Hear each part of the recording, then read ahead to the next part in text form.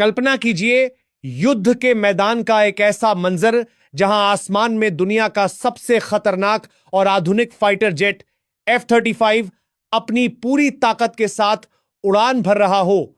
यह वो जहाज है जिसे रडार पर देख पाना नामुमकिन माना जाता है, जो दुश्मन के इलाके में घुसकर तबाही मचाने के लिए जाना जाता है। लेकिन अचानक एक अदृश्य शक्ति, जिसे न किसी ने आते देखा और न ही किसी रडार ने पकड़ा, उस सुपरसोनिक जेट को हवा में ही पिघलाकर राख के ढेर में बदल देती है। कोई धमाका नहीं, कोई मिसाइल का धुआं नहीं, बस एक पल में सब कुछ खत्म। यह कोई हॉलीवुड की साइंस फिक्शन फिल्म का दृश्य नहीं है, बल्कि यह वह हकीकत है जिसे भारत का रक्षा अनुसंधान एवं विकास संगठन यानी DRDO अब जमीन पर उतारने की तैयारी कर चुका है। आज हम जिस तकनीक की बात करने जा रहे हैं वह युद्ध के इतिहास को हमेशा के लिए बदलने वाली है।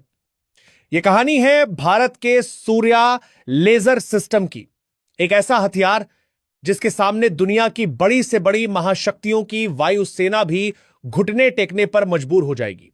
दोस्तों, आगे बढ़ने से पहले एक छोटा सा काम कर दे, इस वीडियो को लाइक कर दे और चैनल को सब्सक्राइब कर दे ताकि यह जानकारी ज्यादा से ज्यादा लोगों तक पहुंचे।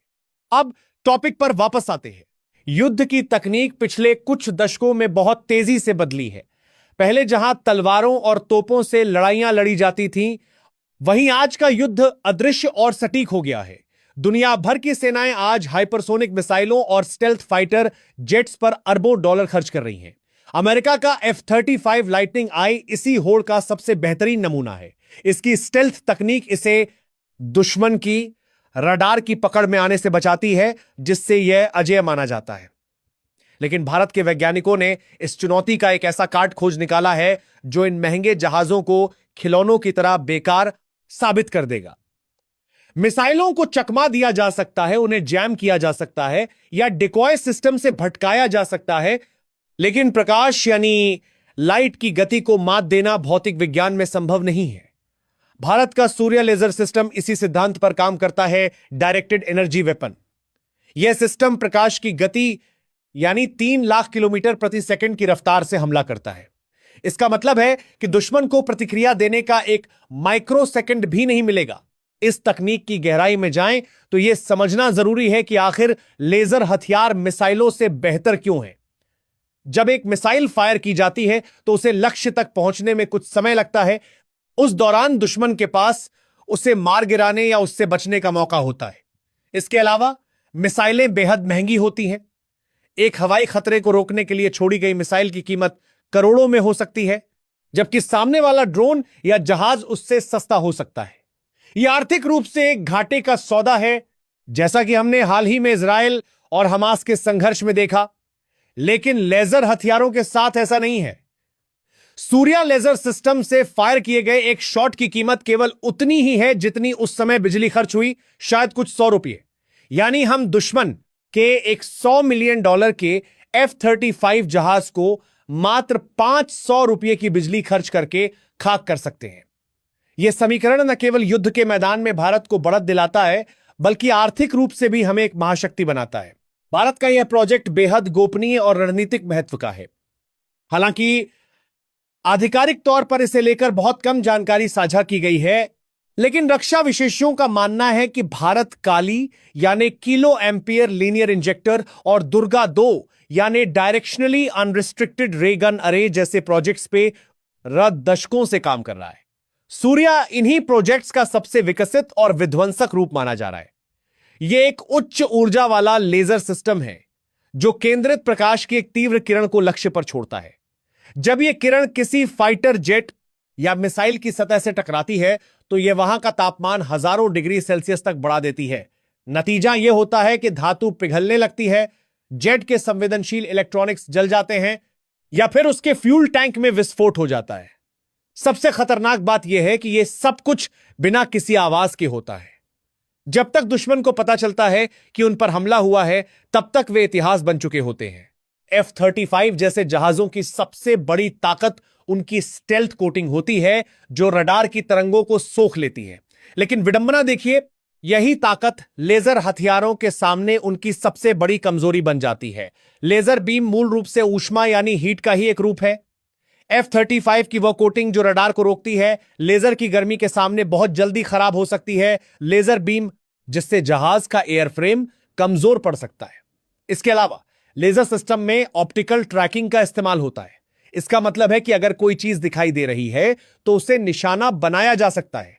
रडार को धोखा देना आसान है, लेकिन एक ऑप्टिकल सिस्टम को धोखा देना जो इंफ्रारेड और विजिबल लाइट स्पेक्ट्रम का उपयोग करता है लगभग असंभव है। जैसे ही सूर्या सिस्टम का सेंसर किसी घुसपैठिए को लॉक करता है, खेल वहीं खत्म हो जाता है। भारत को इस तरह के सिस्टम की सख्त जरूरत क्यों पड़ी? इसका जवाब हमारे पड़ोस में छिपा है। चीन पहले से ही अपने साइलेंट हंटर लेजर सिस्टम और माइक्रोवेव हथियारों का परीक्षण कर रहा है। पाकिस्तान भी चीन की मदद से अपनी वायुसेना को आधुनिक बना रहा है। ऐसे में भारत के लिए पारंपरिक मिसाइल डिफेंस सिस्टम जैसे कि S-400 पर पूरी तरह निर्भर रहना काफी नहीं था।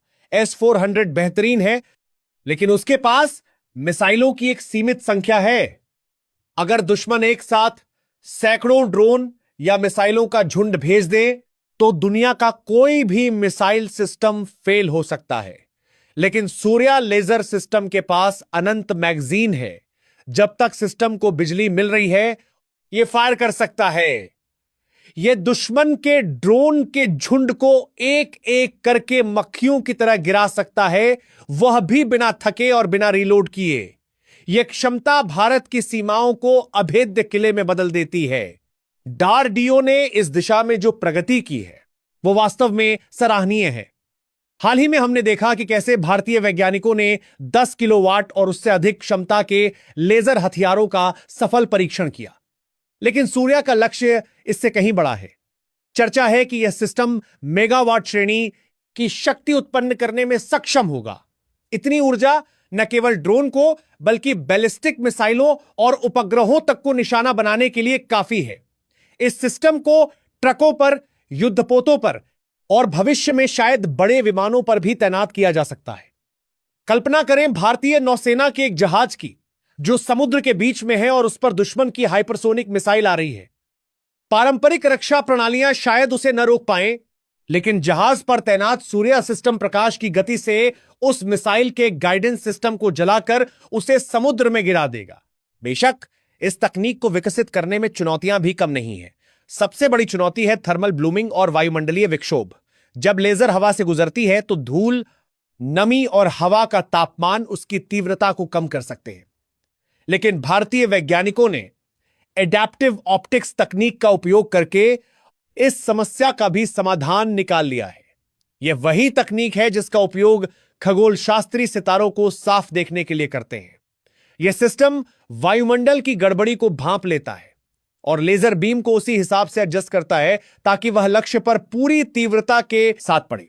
इसके अलावा इतनी भारी मात्रा में बिजली पैदा करने और उसे स्टोर करने के लिए कॉम्पैक्ट पावर सोर्स विकसित करना भी एक बड़ी उपलब्धि है जिसे भारत ने स्वदेशी रूप से हासिल किया है।